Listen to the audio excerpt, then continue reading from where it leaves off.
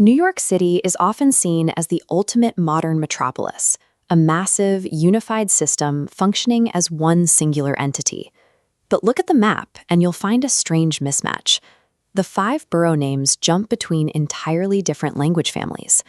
The Royal British Queens sits right next to the indigenous cadence of Manhattan, and the Bronx remains a total outlier. The city's modern map is an etymological graveyard. Tracing these names back to their origins reveals the specific cultural collisions that built the city. The history of America's ultimate melting pot is literally mapped into the everyday vocabulary its citizens speak. Before any colonial borders were drawn, the Lenape Native Americans inhabited and named the wider region Lenapehoking. In 1524, the Italian explorer Giovanni da Verrazzano attempted to overwrite that history for the French crown, naming the land New Angoulême. It didn't stick. The city's most famous piece of real estate resisted that erasure.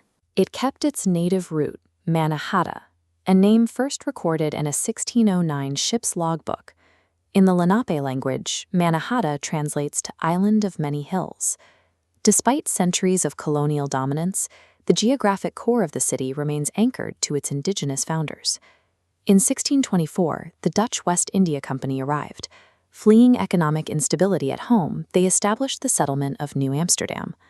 Brooklyn traces back to the Dutch word for marshland, Broekelen, which was also the name of a town in the Netherlands.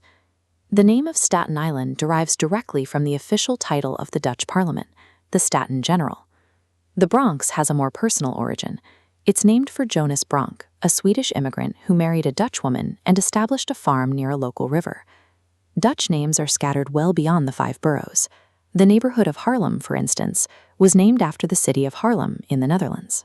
Even Coney Island is an English take on the Dutch Konijn Island, which translates to Rabbit Island. The Dutch eventually lost political control of the colony, but their name stayed behind, effectively defining the majority of the map. In 1664, British forces seized the territory. They stripped away the name New Amsterdam and renamed the city to honor the Duke of York.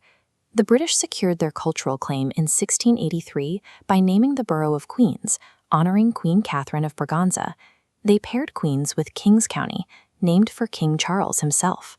Today, Kings County covers the exact modern boundaries as Dutch-named Brooklyn. The British completed the colonial naming puzzle, placing English royalty side by side with Dutch marshlands and Native American hills. This completed map is a coexistence of Lenape, Dutch, and English words, all operating as one city. There is one final layer of identity, the Big Apple. Horse racing journalists in New Orleans coined the nickname in 1920. By the 1930s, jazz musicians adopted the name to signal that New York City was the ultimate home of the genre. The name briefly faded before a 1970s tourism campaign cemented it into global culture. New York City's identity as a melting pot is a physical, multicultural collision encoded into the foundation of the city, a history recited by millions of people every single day.